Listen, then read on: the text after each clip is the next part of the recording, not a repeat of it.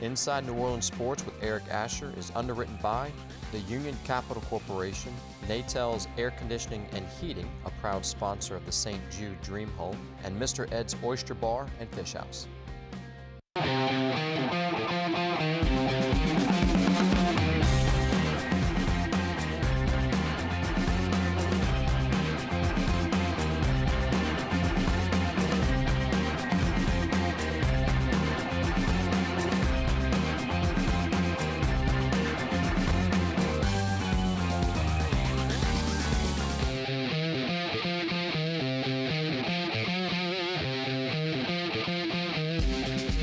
Good evening, New Orleans, and welcome to Inside New Orleans Sports.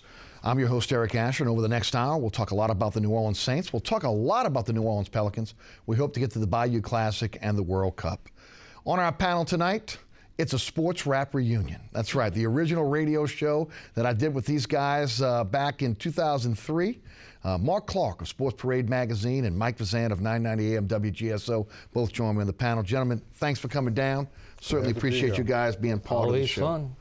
We always like to start off let the folks get a little acquainted with our guest. And Mark, why don't you tell the folks a little bit about yourself? Well, publishing editor of Sports Parade Magazine and host of the Sports Parade Magazine podcast. It's on the iHeart family, across the iHeart family of different platforms, Sports Parade Magazine podcast. And as I said, sportsparademagazine.com. My father, the legendary Peter W. Champ Clark, started that in too many years that I can't even remember. Right, now, over 50 years ago. Champ Clark, legendary sports writer, sportscaster, radio personality, also author, educator. Golden Gloves trained boxer. Yes, and also was the ring announcer for No Mas and the Ali Spinks when Ali won that title in the Superdome. In the Dome. Great fight, yes. And of course, you are doing your best to have him recognized to go into Louisiana Sports Hall of Fame. Little hashtag campaign, why is Champ not in the Louisiana Sports Hall of Fame? It's been an ongoing battle for years and years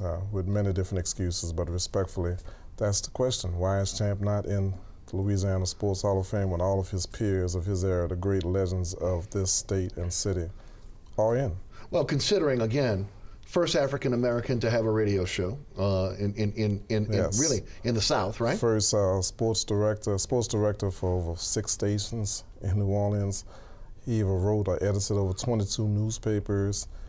First black elected to the Louisiana Athletic Commission, negotiated to bring those big fights down there, and the ring announcer for those fights. Yes. And on the side, he also taught for 58 years. Taught 58 years, yeah. Yeah, so I would say that there's a little void in the Louisiana Sports Hall of Fame. The fact that Champ Clark is not in there, that is for sure. I would definitely. Well, he's got my vote.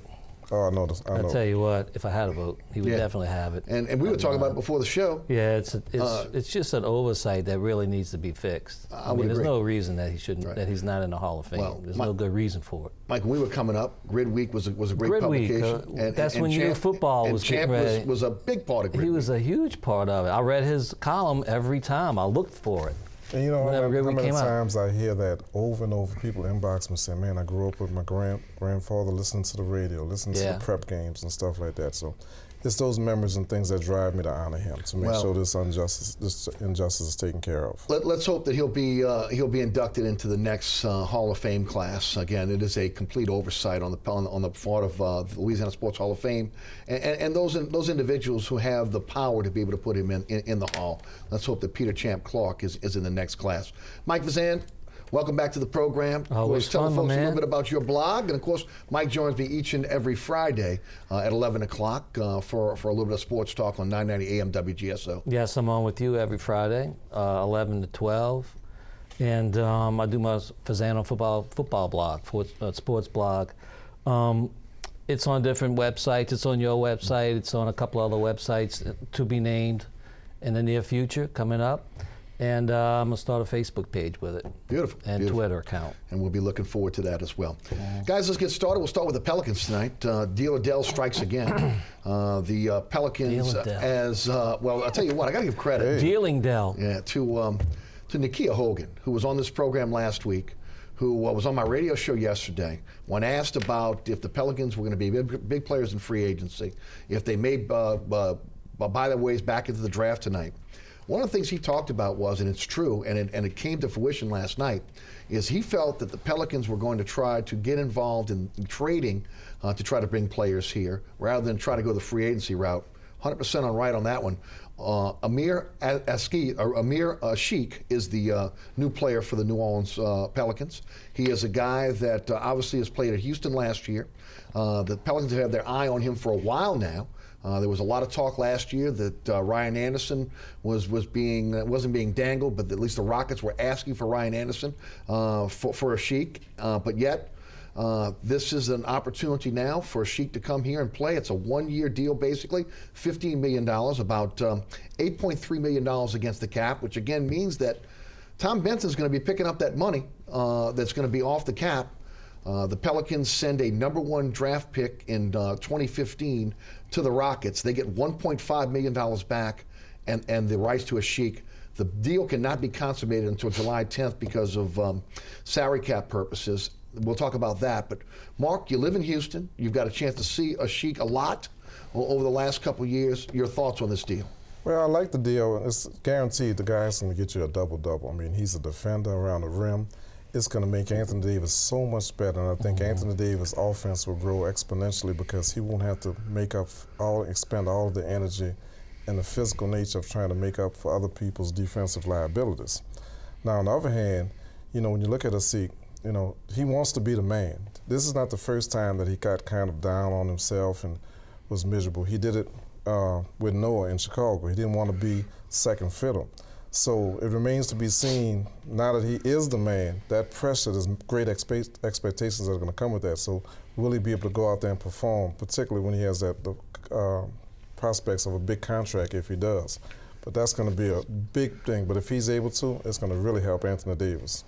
Well, I got to believe he's chomping at the bit to get here to play alongside Anthony Davis, because it's going to benefit him tremendously having Anthony Davis there. I mean, Anthony Davis' assist total is going to go up, as well as his block shots and his points and his rebounds and everything else he does. I think it's a real good deal for the Pelicans. Keep Anthony Davis a little bit healthy. And keep him healthy, keep bodies off of him. Yeah, the whole bit. Yeah. Bruises that come from always having to be the defensive stopper, to be the guy that comes. Now you have this guy. I tell you what, we're gonna have one of the best. I mean, well, you got, and now you're deep at the 5. Oh, definitely. You got a bench too. Oh, you do. And now you can play. You got some things to play around with in front court. I mean, I think it's a good deal for the Pelicans. I really do. Well, and I would agree. Again, some have downplayed it, saying that basically you're mortgaging the future. Some have said that, again, 3 consecutive #1 draft choices that now have been used in trades.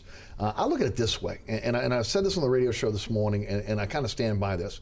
Until the NBA makes that move to at least force a student athlete to stay 2 years in college, you're getting a kid in a lot of cases that's not matured physically, isn't matured mentally, and also from a standpoint of just fundamentals, they're not fundamentally sound coming into the NBA.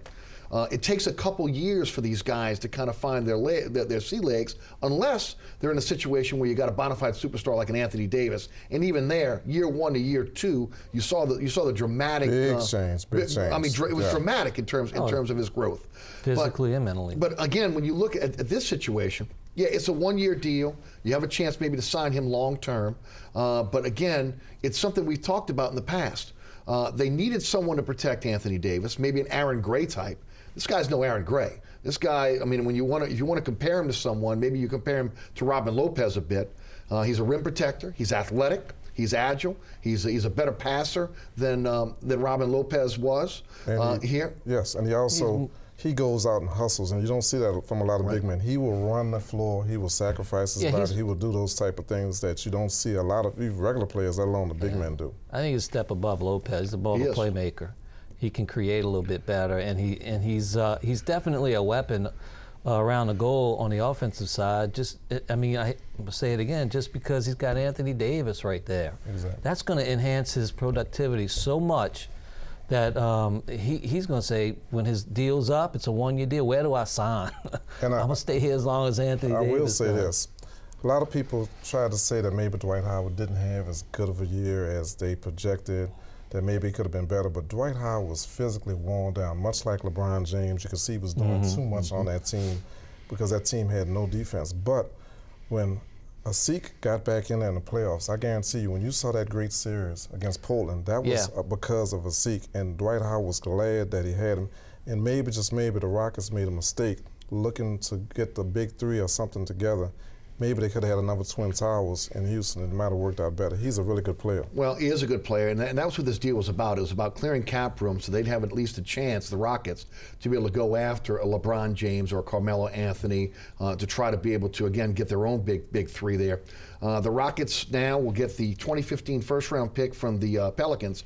It is protected. It is lottery protected, 1 through 3. They can get the 4th through the 19th pick next season. If it's the 20th through the 30th pick, it reverts back to the Pelicans. That's again, according to multiple reports. What's going to be interesting to see now going forward as you look at where the Pelicans are, Asik is now in a position where he's your bona fide center. He's a guy that can, as a rim protector.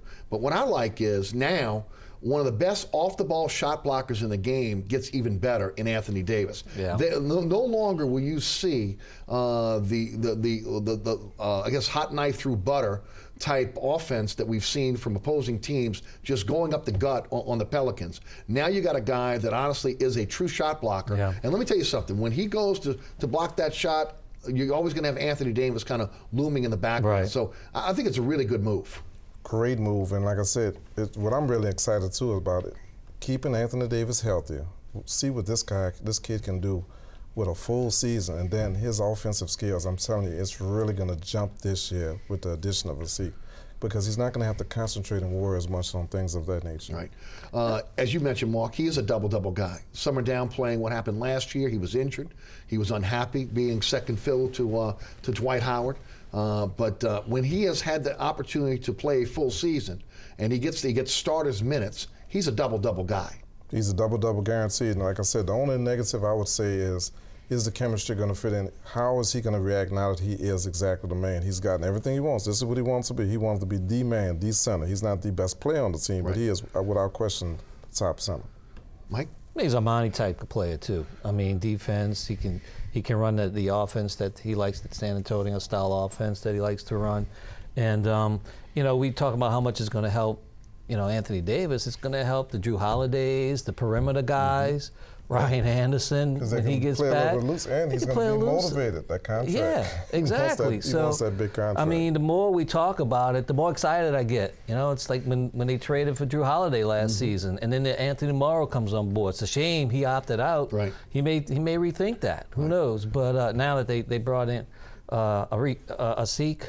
Asik. So then who are you going to move up in the draft or try to trade? You're not going to draft. Right. You're not going to draft a guy past 10 that's as good as this guy. Right. And that's the key. And that's part of the problems now with the NBA draft, especially with so many young guys coming in. You're basically rolling the dice on a lot of young guys who have unproven talent. The Pelicans have chosen to go in a direction where they'd like to get young players who have kind of made their bones a bit. 4-year guys. I like it. Tyreek Evans, Drew Holiday. You look at what they've been able to do there. Ryan Anderson is another guy, been in the league for a few years, but still young enough. So they got a young team, but they got an experienced team. And even Asik is just 27 years old, so he's still a guy that obviously has some youth behind him. And as Mike, as you mentioned, it's a contract year for him. Yeah. So he's going to be playing hard to be able to try to get that big contract once again. And Eric, also all the wringing of the hands of trading a number one. Like you said, it's a 20 on or above pick that you're risking, really. So and who are you going to get? This is not the NFL draft. And that type of even that late in the first round, unless you're San Antonio, where they find these guys. No matter what. But other than that, it's to me, the win situation. The big problem is the Pelicans are up against the cap now. They're going to have to shed some salary just to have Asik on the team. That's all right. Mickey Loomis is in charge. Yeah, they've got. Have all faith in Mickey. They got some good. They got some work to do. They're going to have to renounce some contracts. A lot of rumors that Austin Rivers will be moved tonight for possibly a draft pick. Again, I've talked about it on the radio show this morning. I just, for me, you went out. He's the 10th pick of the draft. You put 2 years into this guy. I know a lot of people don't like his game at this point, but I just think it's a little early to give up on an Austin Rivers. They may not have a choice now simply because they're in a position where they've got to shed cap room to be able to have Asik on. And again, the big albatross in terms of the salary cap is Eric Gordon. Eric Gordon is the biggest problem right now, and his $15 million salary. If somehow he could be moved, all of a sudden you're not in a position where you have to renounce contracts. Maybe you got a chance to bring an Anthony Morrow back, and maybe you're not in a position where you've got to move somebody like one of their draft picks. In this case, Austin Rivers, number 10. Plus, you got Pierre Jackson coming in. Yes, and that may make Rivers a little more expendable in their eyes, thinking we can at least give Jackson a fair shot now.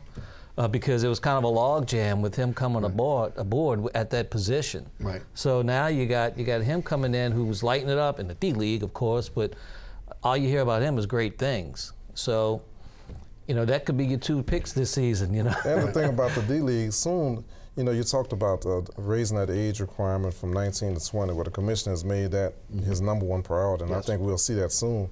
And also, I think in the next 2 or 3 years, you'll see the D League actually become a legitimate developmental. Yes. For be it the minor Right. leagues. I agree with you. Yeah, like a developmental type. Teaching these kids more of this NBA skills than The NBA having to game. reteach Right. something else from Fundamentals college. more than anything else, Mark. I think that's the biggest problem we see when a kid leaves school early, 1 year and done at a university.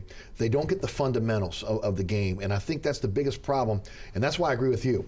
Either you're going to make sure that the kids stay in school 2 to 3 years, or you got to have a true developmental league like the minor leagues in baseball, where you give these kids a chance that if for some reason they get drafted, they can't make it, they can go to the D leagues and they can hone their skills. They can get those fundamentals that are necessary. In order to do that, the NBA teams have to buy into this. The problem with the D League is you've only got a handful of NBA teams that truly have a farm team.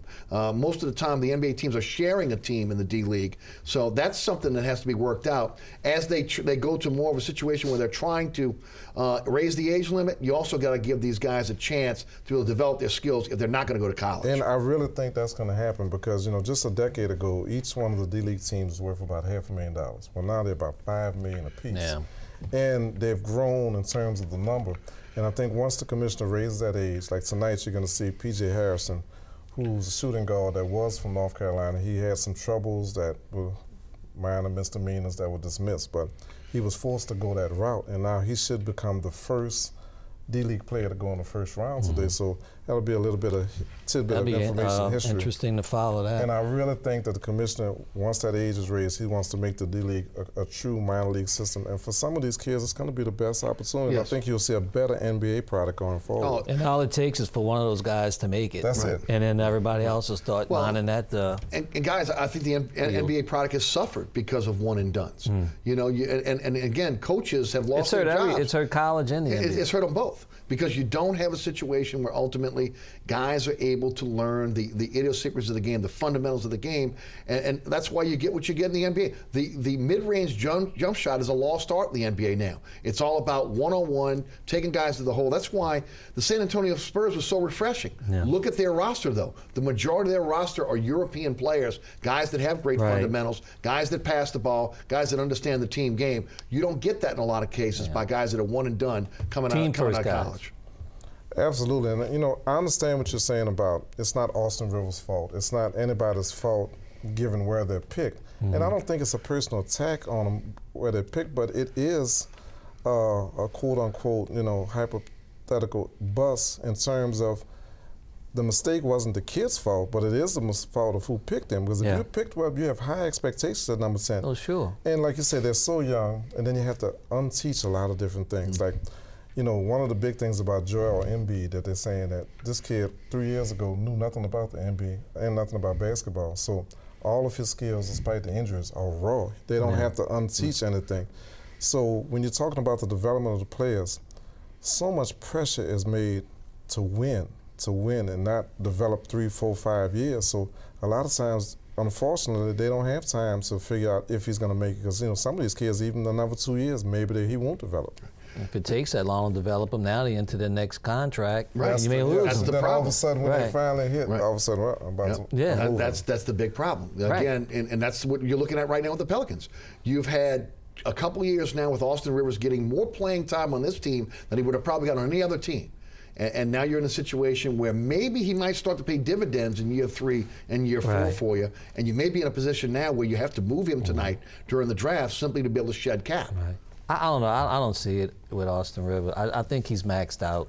I think he's as good as he's ever going to get. I haven't seen it either, but I do understand the concept of incrementally getting better, but sometimes I just don't think he's going to be that guy. I think he's going to have a ceiling that's going to be pretty low. Yeah, I don't see him as one of those guys that just breaks out. He's not going to be a superstar in the NBA. Right. He's going to be a serviceable player on a team. But that's a 10th pick of the draft. You know what? Again, that goes back you don't want serviceable when that's Dell Demps. And that's right. That's the Pelicans picking and was that about right. Monty Williams and the relationship with Doc Rivers, knowing the kid coming up, or was that looking at the board and saying, okay, you know what? Drummond just got picked a couple picks earlier. The glamour pick. Okay, now what do we do? Do we go with a project, a guy that you knew coming out of, just physically, coming out of Duke, he wasn't ready for the NBA game. I mean, in hindsight, you say if you're not sure about the guy, you draft down. Right. But I mean, anybody can say that now. But the interesting thing about that is, and I mentioned it today on the radio show, at the end of the season, you could see a situation where ultimately you don't see any dividends from the Chris Paul trade. Al-Farouq Aminu and his overblown $3.7 million salary this last year, he's probably done with this team. You look at, obviously, Eric Gordon, who may opt out, if not traded from this team at the end of the season. The hope is that he opts out of the $15 million deal. And then the possibility of the 10th pick, which was the Clippers pick that the Pelicans received, that again, he could be traded. You could walk away at the end of the season and get nothing for that deal. But if you really sit back it doesn't and bother evaluate me. it, if you sit back and evaluate it, is that really a surprise? Didn't we pretty much know once this whole situation, this messy situation went down, and we once the Lakers trade got nixed, right? We knew how it was hard to make that work to begin with. So maybe that would be best. Sometimes you just have to cut bait. Well, and look, we had some great years with Chris Paul here, and I personally enjoyed every second he played for the Hornets, now Pelicans. But that's to me what I get out of. That's the benefit I think we should appreciate. We got to see Chris Paul play for our team for that long, and how often do superstars leave, and the team he leaves rarely gets any kind of benefit? You know? Well, the biggest problem is the fact that Dell Demps and the organization felt compelled to match the offer from Phoenix. Right. If they don't match that offer from Phoenix, they're not in having the cap problems that they're having right now. Mm-hmm. They're not in a position where they're trying to shed salary. They're not. They would probably have been more active over the last couple of years within free agency. He has not lived up to the billing. He's not. And now, $15 million for a possible sixth man. Man, I tell you what, it's going to be tough to swallow. But you got to give credit to a Tom. But he says he's not a sixth man. Well, he came to be a starter, to lead and set the tone. Yeah, well, again, he's a legend in his own mind. He's done neither. He's done neither. And that's the big problem right now. The question is, there is no market for Eric Gordon right now. No. I mean, the only way this thing works is you get into a multi-team deal, and you got to be able to move him for salary. Maybe there's a team out there that doesn't have salary constraints that ultimately will take him on. I'm sure that they're shopping him at this point, but ultimately, again, if that is the biggest problem on this team right now, not so much, again, what Eric Gordon has done or hasn't done, it's the $15 million salary. Well, it's like a domino effect. You know, he was forced on us basically, so you're trying to make it work, all of the different problems, the mysterious injuries, the surgeries, all of those different things. But at the end of the day, like you said, just like they felt pressure to match that offer, they're feeling pressure with Anthony Davis. Because this is a new generation where these stars want to see, what are you doing to make this team and it's better? Me, right. And you can't just sit back and say, hey, well, let's sit back and ride this out. Because these guys he's going to be a legitimate superstar. I mean, bigger than he is now, I think, this year. Yeah. And they're going to have to come to him and say, okay, what are we doing? Are we better? And I think it's imperative that they make the playoffs, and I think that's the Omar Asik. I think everything plays into that. Well, I think that is their motivation right now. They know. Well, I think the motivation is two-pronged. Number one, Dell Demps and Monty Williams are on the clock here, okay? No longer after this season will you be able to rest on injuries from last year, the problems with the NBA taking over the team, a cash-strapped owner in George Shen. They've been given every opportunity, and you got to say, since Benson has owned this team, he's given them every opportunity to win. Just by picking up this $15 million salary, okay, with only $8.3 million against the cap, that tells you everything you need to know. I mean, that's $5 million that's coming out of the organization, but I mean, that's that is a huge amount of money to pay for a center when you've already got a couple max contracts already on this team. Just like the trade they made on the draft day last year. You know, that took a lot of guts because that's a lot of money you take. It would have been very easy to do like the Philadelphia 76ers. Oh, we're just going to, you know, we take some draft picks and we'll just tank it for about 2 or 3 years until they get better. Right. So he invested the money. He did what he needed to do. No, he did. And you got to give him credit. People have to give him credit for that. I like the future is now approach that they're taking. And I mean, so what, you trade a number one next year, which is probably going to be a late first round pick anyway. You hope it will be. You hope it'll be. Yeah. Plus, you have to give it an opportunity. Because of the injuries last year, you really didn't get to see what they could actually do with Tariq Evans or Drew Holiday. I'm a big fan of Drew Holiday. I think he's fantastic. I mean, I think if given that he's healthy and the chemistry when and he was healthy, works out, he was coming on. I mean, he was definitely stepping up his game. It looked like he got it. He was making some clutch shots in the fourth quarter. He was there. He didn't disappear, and it was unfortunate that he got hurt. And but I am too. I'm a big fan of. And he's Holiday. not a selfish player. No, he's not. Sometimes he's too unselfish. He's a true pass first point guard. But like I said, sometimes he's too unselfish. Right. You want to be a little more selfish. Sometimes take the shot. He can put up 30 points if he can wanted score. to. No, he can definitely score. There's no doubt. I would agree with time. that. And Mark, you made a great point. It's a point I've made on this show, really going through, I guess maybe 3 quarters into the season, when you really knew and you saw the injuries. You almost had to give Williams and Demps a pass because of the injuries. Now you'll get a chance to be able to see what these guys do, the core will do going forward. That's why I was a little bit upset early in the week when there was a lot of talk about the Pelicans dangling Drew Holiday to the Sacramento Kings for the 8th pick to get Doug McDermott. And I'm thinking to myself, wait a minute. This is the centerpiece of last year's deal. You've already given up 2 lottery picks for this guy. And if the rumors are true, that means that ultimately you're giving up on him before you've even had a chance to see him play. Yeah. And with all due respect to Doug McDermott, at the 3, a guy that can score, but I don't know if he has the ability to guard the NBA. And that's a big problem. That's a big problem with a lot of these guys. They're one-dimensional. They can do a little bit of this, a lot of that, but they're not going to be, particularly the quality of somebody like Drew Holiday and some of these veterans. Guys, when you start looking at the Pelicans, do you think that they will try to trade back in or try to buy a pick tonight? What do you think happens? Mike, will take you first. I think they're done. I mean, usually on draft day, you know what you're going to do, what you're looking for by the time it gets here. And then I think the deal they made, unless something really glaring pops up and somebody, makes a call and says, "Hey, you don't have a pick. You want my spot for?" So, I think they're done for tonight. Well, I think they're done too, unless it's just something that just falls into their lap. Right. Somebody that they really targeting as a small forward or maybe a shooting guard. Somebody that they say, man, we can't pass this guy. This guy has a talent that we have to try to get back into it. But it had to be somebody nobody's heard of because they've scouted and kind of kept him under wraps, like maybe from Europe or something. But it'd be interesting to see what happens there, Mike. Again, I think the only way they get back in is if they see somebody that they really want that's at a certain pick, and they'll go for it. But I think it goes back to what we've been talking about. Is the guy going to be a 4-year starter in college? Is he going to be a 3-year starter? Is he going to be a one-and-done guy? I mean, again, what you're hoping is whoever they bring in, if they draft someone, they can immediately assimilate themselves into the lineup. You don't have time for a coach and a GM that are on the clock right now to wait on a rookie. And that tempers your decision making too. When you have that axe hanging over your head, and you know, hey, it's about to swing, so I can't do this and that. So that does temper what decisions that you make. I agree with that. You're watching Inside New Orleans Sports. I'm your host, Eric Asher, each and every Thursday night right here on WLAE TV. 6 o'clock, we invite you to join us or set the DVR. If you missed the broadcast on a Thursday, you can always watch the rebroadcast on a Friday, 10 o'clock, WLAE TV and Pelican Sports Television in New Orleans, Baton Rouge, and Lafayette. Our panel tonight, Mark Clark of Sports Parade Magazine, Mike Fazende of 990 AM WGSO. We'll be right back after these messages.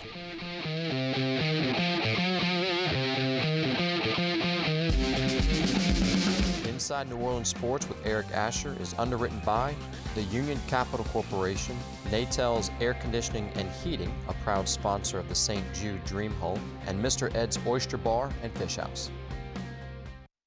St. Jude Children's Research Hospital is literally saving kids' lives. It's a very special place, friendly place. To see the kids that they're helping on a daily basis was unbelievable. Families never receive a bill from St. Jude. Discoveries made at St. Jude are freely shared. The hardest cancer cases in the world go to St. Jude. We won't stop until no child dies from cancer. Join us. Join us. in supporting Hoops for St. Jude. Visit stjude.org/hoops to find out how. You're watching WLAE, New Orleans Public Television. Find us on Facebook and follow us on Twitter.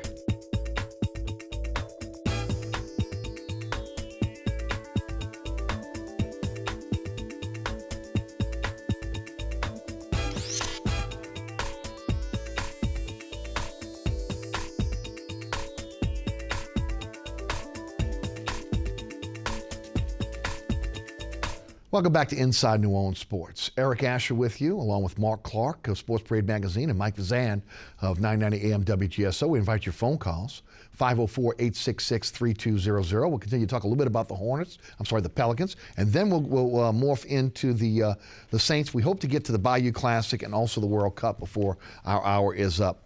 Guys, looks like at this point it's going to be real difficult to bring Anthony Morrow back. A fan favorite, Jason Smith, with the addition of Ashik, looks like that he'll be done as well.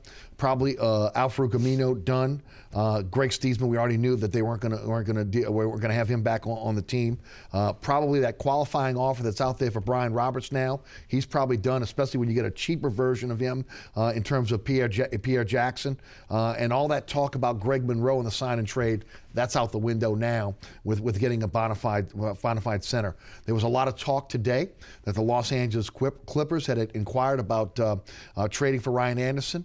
The Pelicans made it clear that Ryan Anderson is not on the market. So this will be a different team with, again, a lot of faces that people are used to seeing next season that won't be on this team. A lot of that, the reason why is cap constraints.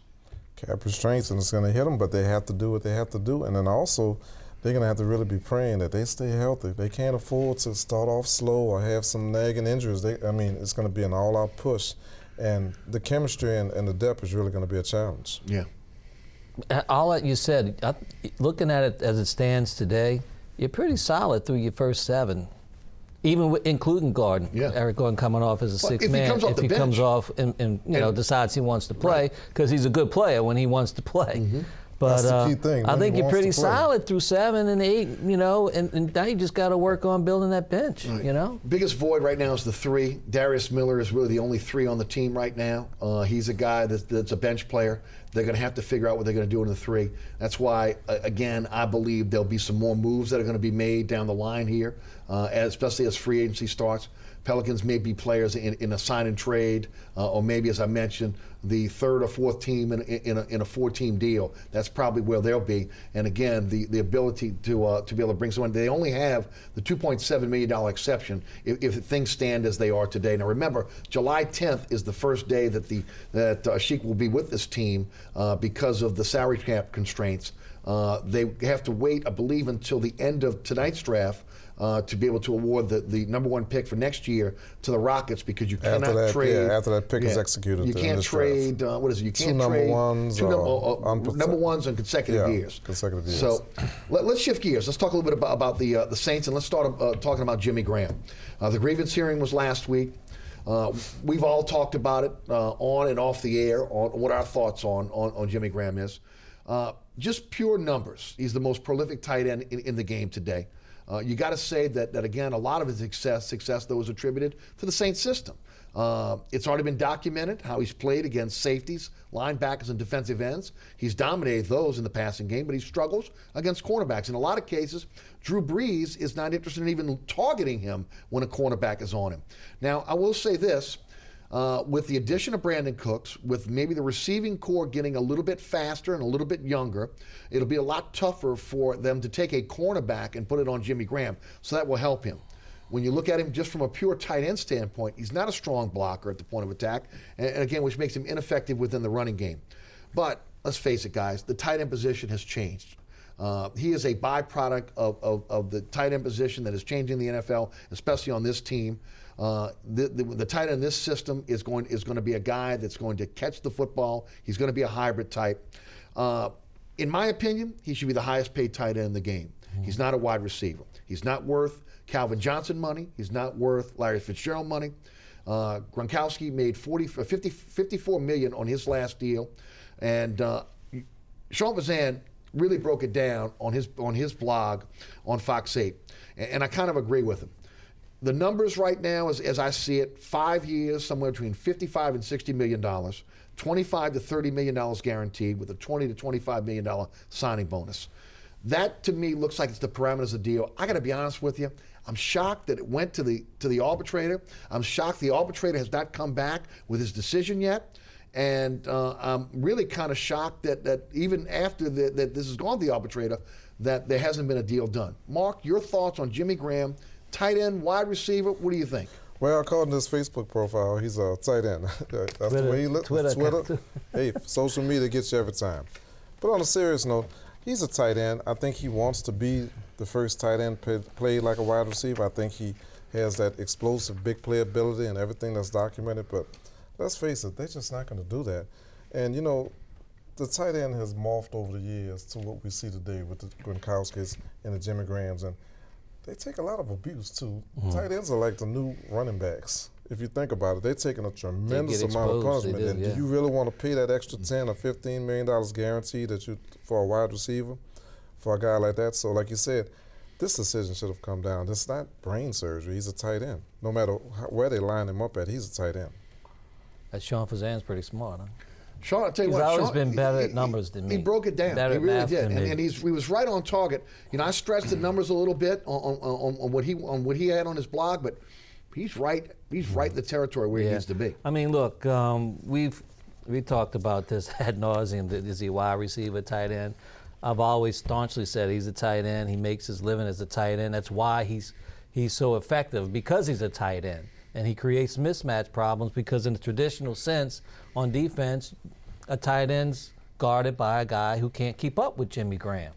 But when you throw in a cornerback, when teams treat him as a wide receiver and take their number one defensive back and put him on Jimmy Graham, they nullify him. So in that sense, to me, he's a tight end.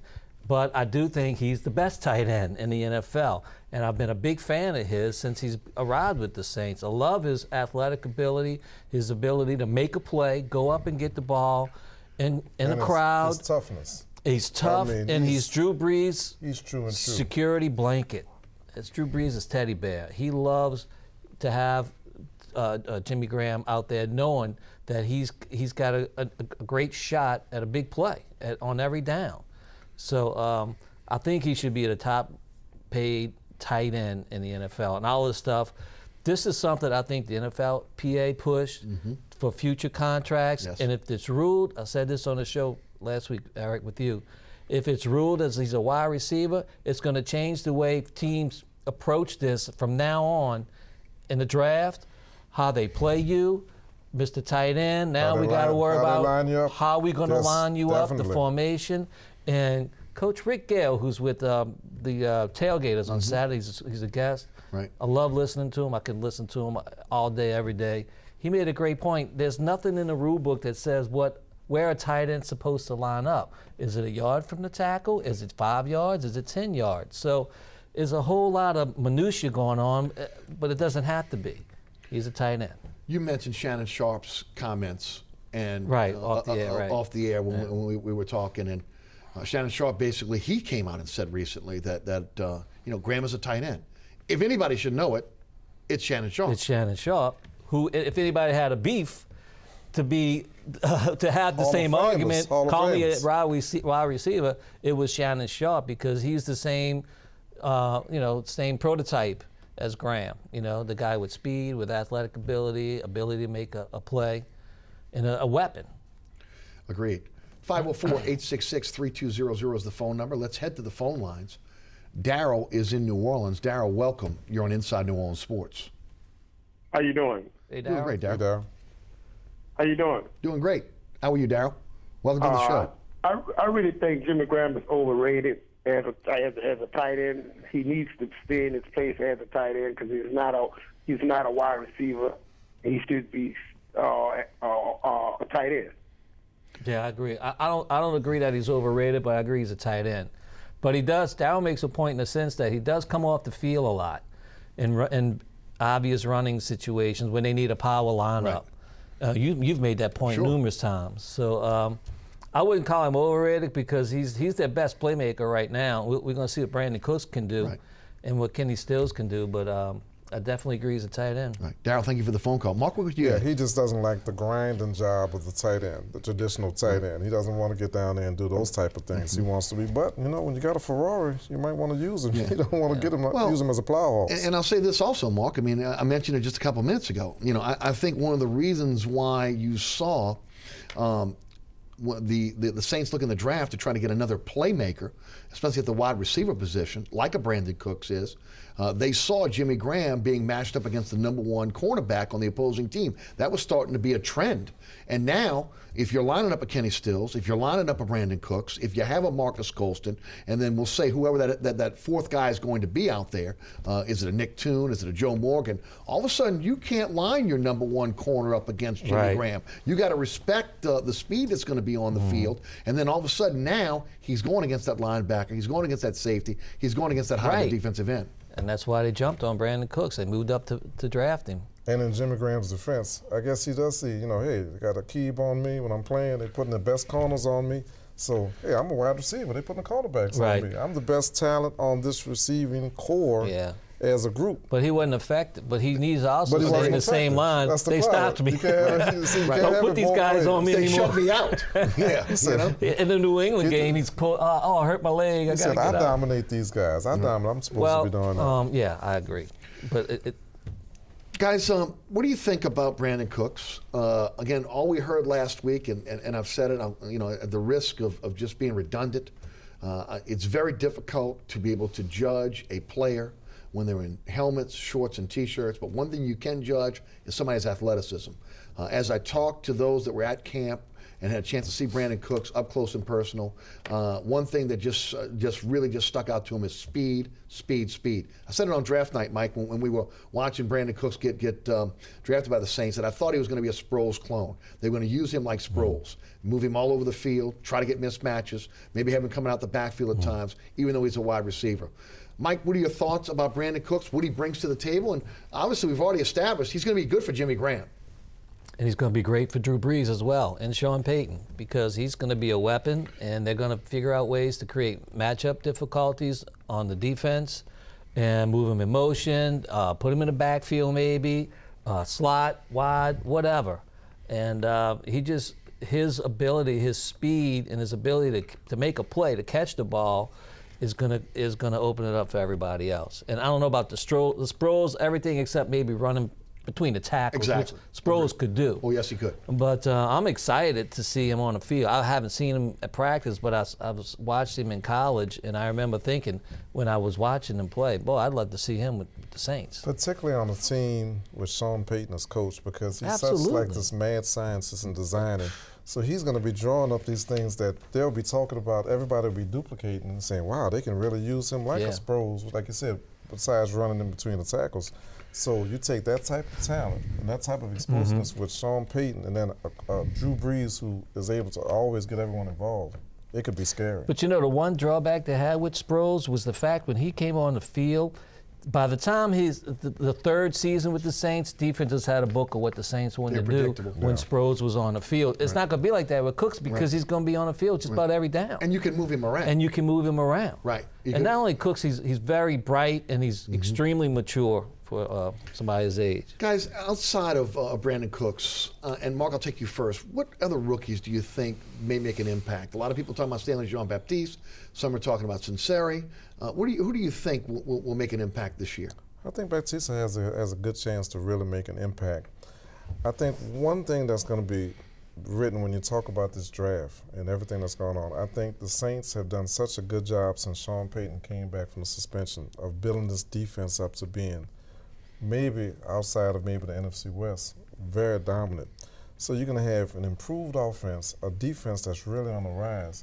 And it makes these rookies not feel the pressure to have to come in and do a lot, so they can sit back and develop and then play more naturally and instinctively. And I think that's going to be fantastic. I think Baptiste is going to be that player. Yeah, they don't have that pressure on them that I have to be the man. I have to save them, or Right, I'm coming in as the savior. Right. Mike, you've been really deep into the draft. Your thoughts on how they've done and some players that you think may be make an impact on the field. I tell you, after the draft, I was a little skeptical after the Brandon Cooks pick. I think the rest of the guys are reaches, even Batiste, because he's not been a cornerback for long, and everybody wants to automatically compare him to Richard Sherman because of his size, and he used to be a wide receiver.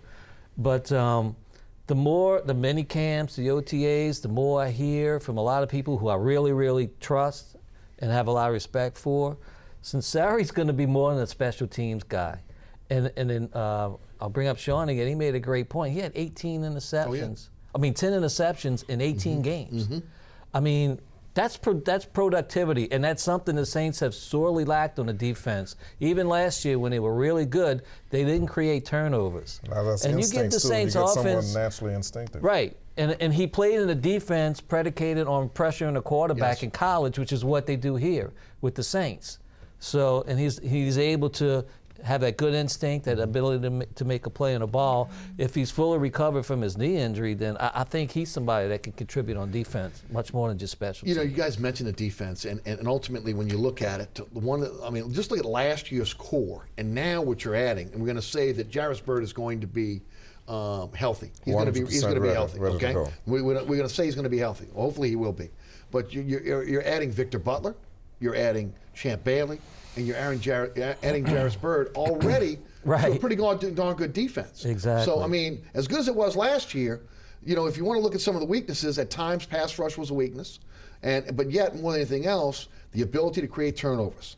In Byrd and Bailey, you got two guys that can do that. And you have now, you talk about Peyton on the offensive side, you have a defensive coordinator now that has many more tools to design many more different types of schemes. Talk about a mad scientist. Yeah. So that's really going to help, and then you'll have that back coverage that you won't have to worry about the mistakes. You'll have people that can play more instinctively with that pass rush up front. Well, look, Rob Ryan's a Greg Williams clone without the obnoxious, behavior that Greg Williams is prone to display.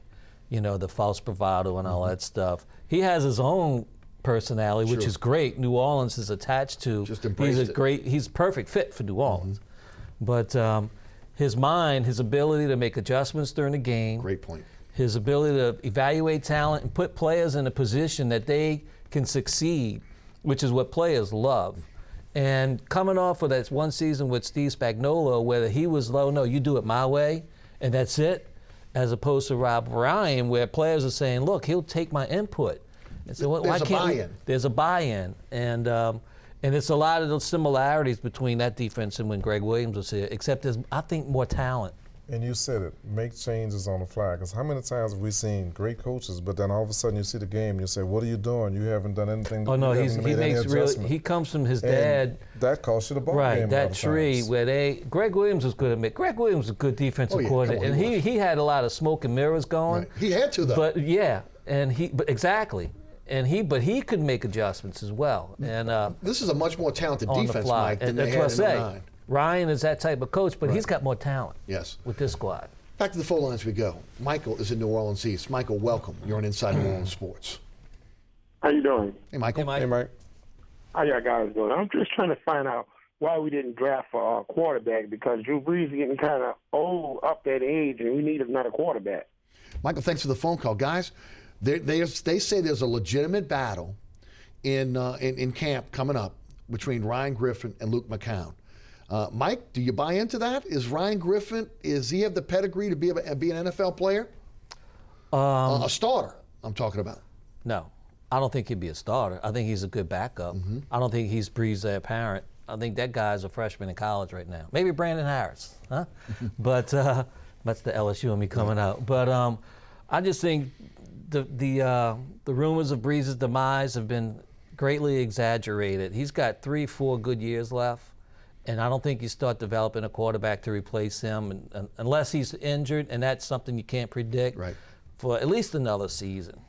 Well, I have to admit, it crossed my mind as well, not because that he doesn't have the years left. It's just such a brutal, and he's such a tough guy, and the hits that he takes, and you're afraid that all the work you've done, improving the defense, getting Drew more, if something were to happen, would it just all fall apart? Or would they have a situation that someone could come in? Right. We saw what happened in Green Bay with Aaron Rodgers.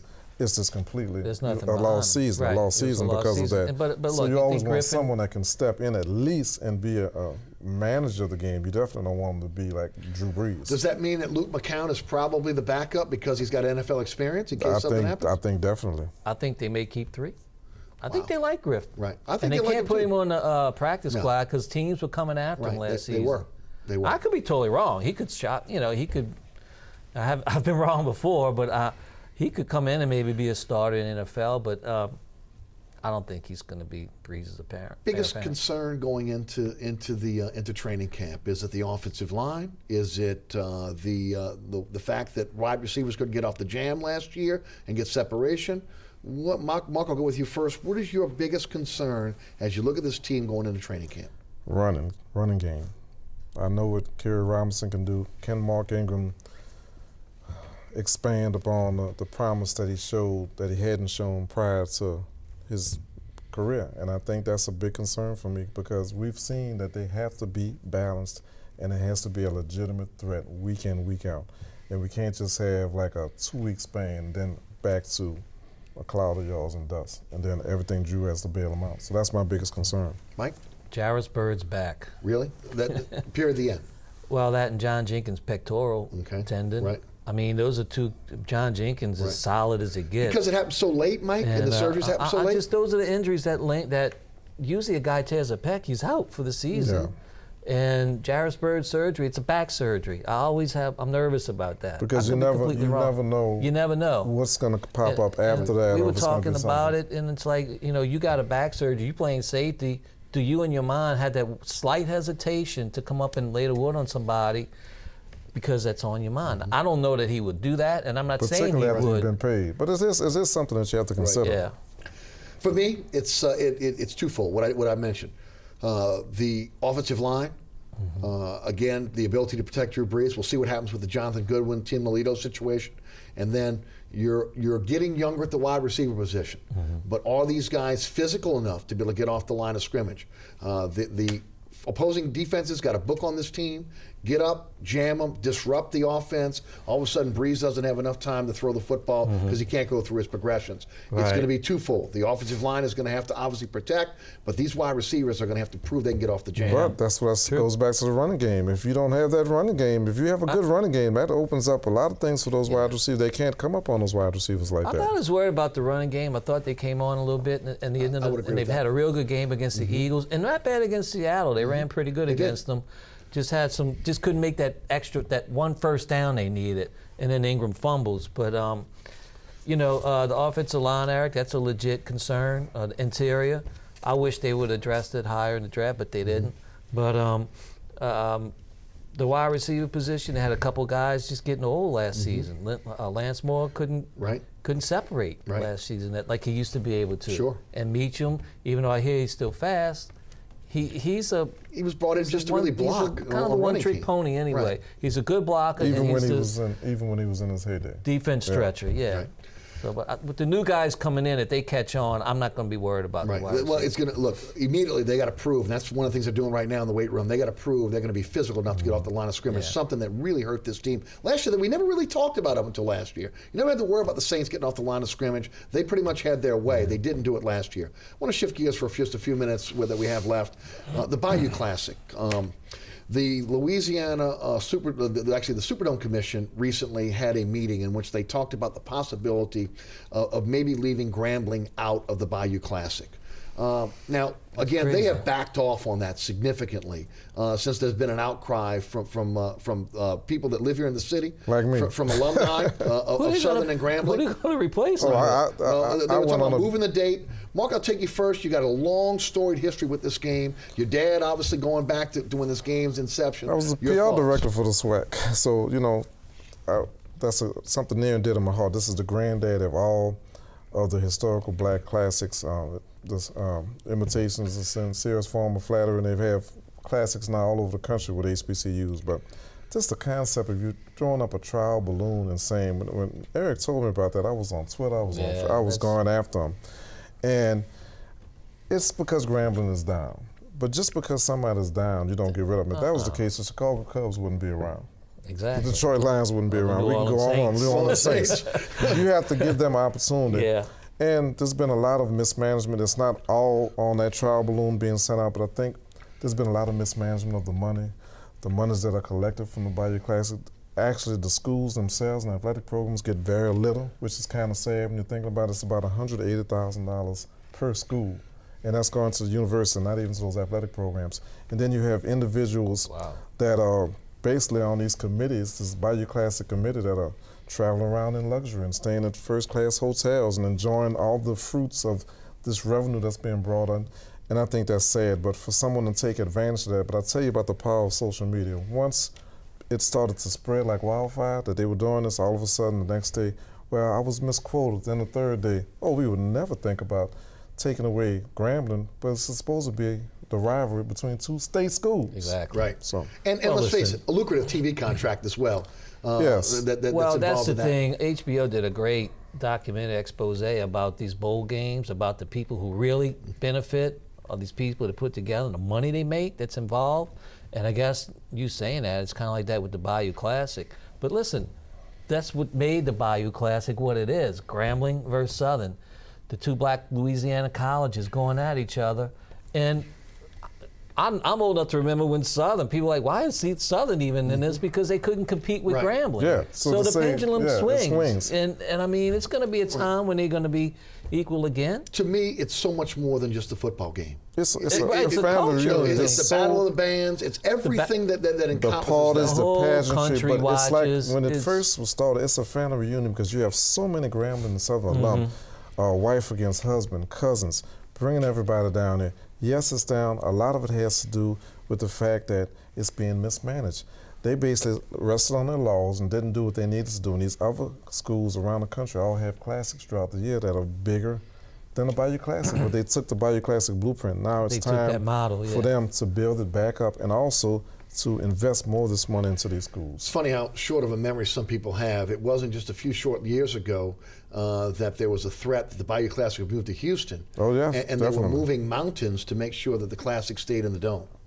To keep it there. And now even to broach that subject is honestly ridiculous in my mind going forward. I mean, the Bayou Classic is Grambling versus Southern. It was Eddie Robinson. And it's on Thanksgiving weekend. And it's an homage to Eddie Robinson every year. I mean, come on.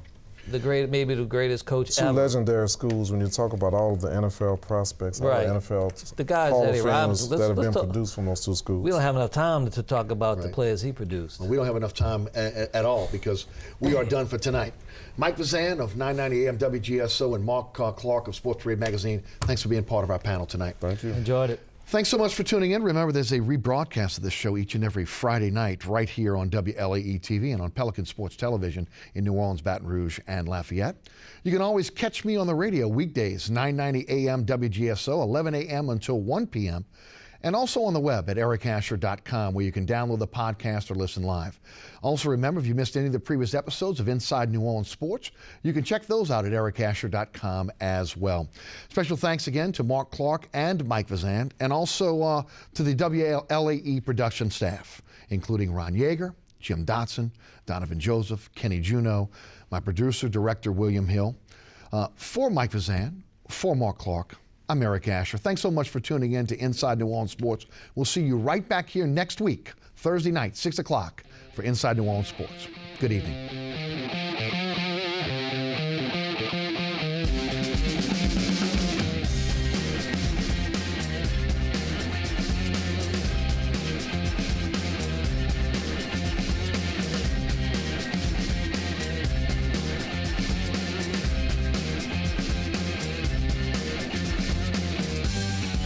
Inside New Orleans Sports with Eric Asher is underwritten by the Union Capital Corporation, Natel's Air Conditioning and Heating, a proud sponsor of the St. Jude Dream Home, and Mr. Ed's Oyster Bar and Fish House.